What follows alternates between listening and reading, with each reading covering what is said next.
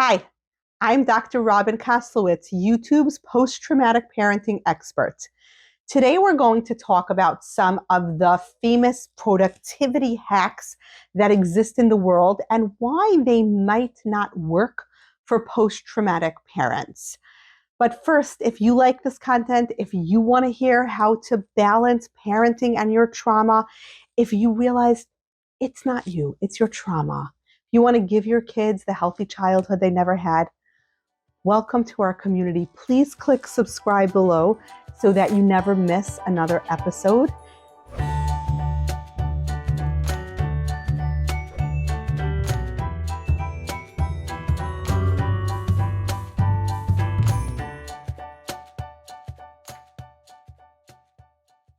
So today we're going to talk about the iconic scene in Star Wars where Yoda tells Luke, do or do not.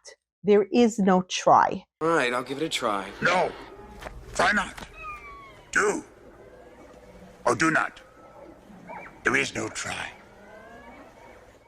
I feel like there are so many life coaches and so many productivity gurus and people like that who really like to harp on this advice and use it as a way to make traumatized people feel worse. Now, let's first talk about the validity of this. Very often in therapy, when someone says to me, yeah, I'll try, it does mean they won't.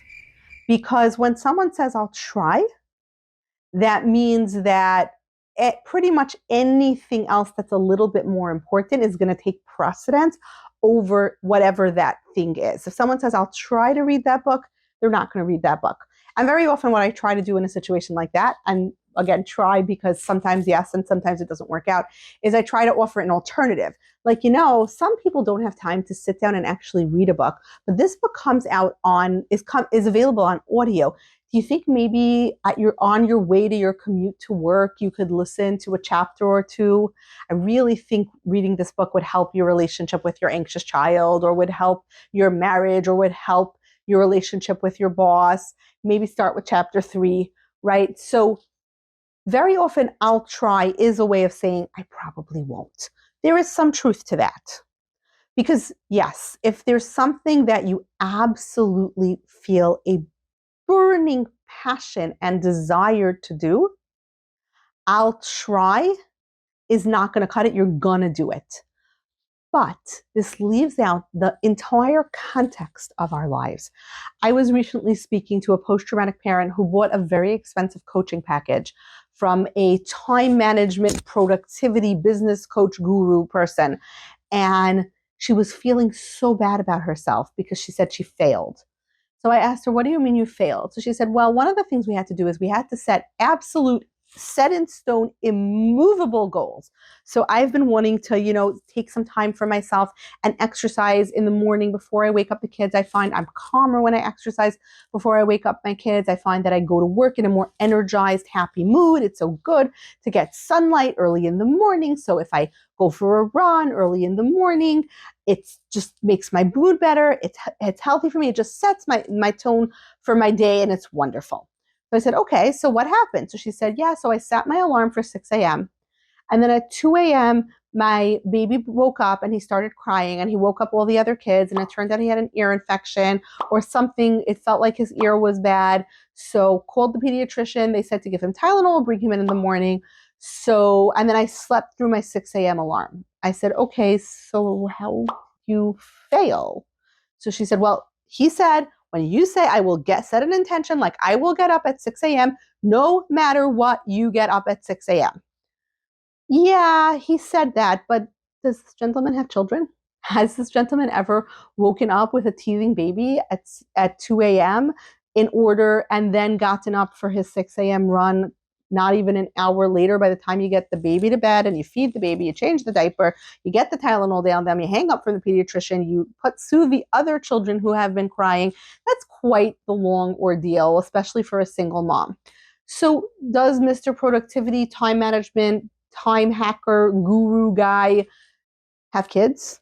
If he has kids, does he have a partner who cares for his kids? Because to me, that is not failure. But of course, when we're post-traumatic, everything we do wrong feels like a failure. Every plan that we make, we have so many self-blaming, self-shaming, self-doubting voices. Our trauma app uses those voices. I always say trauma is like an app in the back of our brain, and it wants to restore a sense of control and an illusion of safety in the world.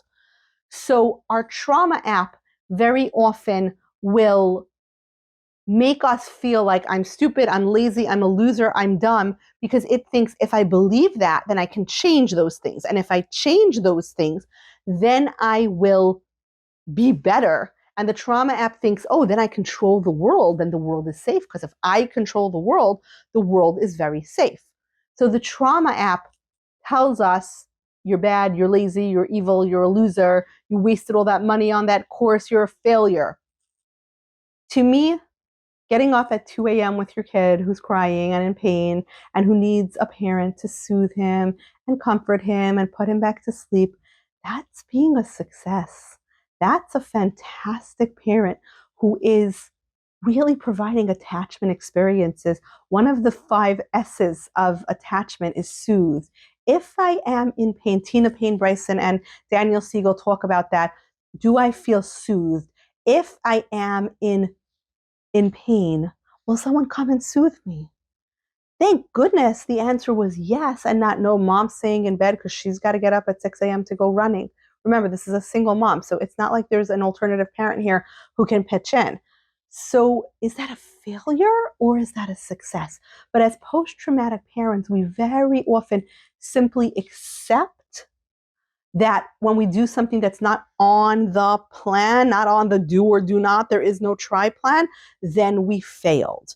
As opposed to setting much more flexible plans and more flexible goals. Like, I will exercise before work, except for the days where I can't because I was up with the kids. So therefore, on those days, I will exercise during my lunch hour, or I will exercise after the kids go to bed.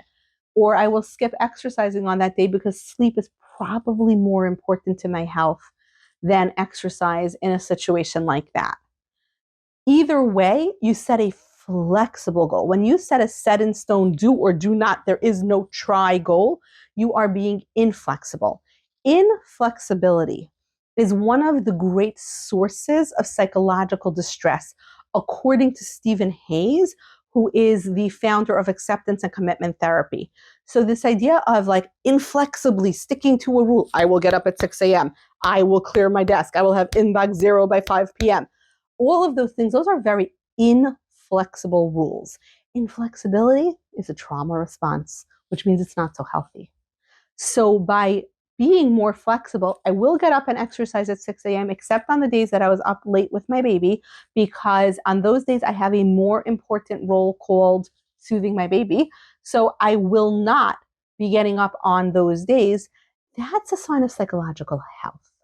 And that's something where the trauma app is really lying to this post-traumatic parent, telling her you're such a loser, you wasted all that money, you failed, you do everything wrong as usual. For me, when I do want to manage my time, I like to use the Pomodoro method. I like to set a timer for 10 minutes and focus on a 10-minute task. For 10 minutes, unless a fire breaks out in my house or one of my kids comes running to me and they're gushing in blood from every orifice, I can commit to. And I can certainly do the do or do not, there is no try, in a 10-minute interval. Like, recently there was an email that I have been putting off answering simply because I wasn't entirely sure what I wanted to answer. I had 2 paths open to me and I was kind of ambivalent about it, thinking it through. And I finally said, that's it, I'm answering this email. Set my timer for 10 minutes, sat down, I thought this email would take a really long time, and there was like a link to a form that I had to fill out, and there was a whole process. I thought this would be a 40-minute ordeal. I was done the whole thing in 7 minutes. Because when you do that as a post-traumatic person, when you do the do or do not, there is no try, but in 10-minute increments for something that I can do within 10 minutes, yes, in those situations, that kind of mentality works. But in those situations where anytime I don't do what I said I'm going to do, I am therefore a failure, that is not trauma informed. And that tells me that whoever taught you that, like this time management, productivity coach, guru, business person, probably has some traumas he needs to work through as well. Or like I said, has a really supportive partner, maybe a housekeeper and a maid, maybe no kids. But when you live a life with other humans in it, that also requires relationship skills and requires give and take. And I'm not talking now about boundaryless giving where, your second cousin and best friend and, and mom and great aunt's needs come before yours. That's a whole separate video. You can scroll back. I've talked about that. I'm talking about when you are living in a life with humans in it and they have legit claims upon you. The do or do not, there is no try trauma response of hustle, hustle, hustle is actually a trauma response. It's inflexible. And your trauma app is going to lie to you whenever you don't be as productive as you said, and you didn't tick off every single thing on your to-do list, so therefore you're evil. Even if like one of the things on your to-do list was, like clean the gutters of the entire house, like that's probably not happening in an afternoon. Probably requires professional equipment and an actual professional to do it. So sometimes we put these things on our to-do list because we feel like, and again, this comes from our trauma app giving us this illusion of control over the world. We're not worth anything unless we're productive. We're doing. But we're human beings, not human doings. We're not meant to be productive. Very often, a traumatic childhood, a childhood with a lot of criticism, leaves us with that scar where we believe if we're not productive, then we're somehow deficient. And we get that little dopamine boost each time we cross something off our to-do list, which is fine, but it lasts half a second and then we're on to the next to-do list and the next thing. Sometimes we have to embrace the joy of having an empty to-do list and embrace the joy of, didn't get to every task on my to-do list, and that's okay. I'm a human, and just like my phone is going to die eventually and it needs to be recharged, so do I. And some tasks actually don't have to get done at all. And I live a life with other humans in it, which means I'm not always going to be as productive as some time management guru is going to tell me to do. And that's okay. Sorry, trauma app, you don't get to override my ability to live and be in my life, be with my kids, be with my family, and be present for the things I want to be present for, even if that means being a little bit less productive. If you like this video, please click the subscribe button below. And remember to check out our post-traumatic parenting community on Instagram. You can find us at Dr. Kozlowitz Psychology.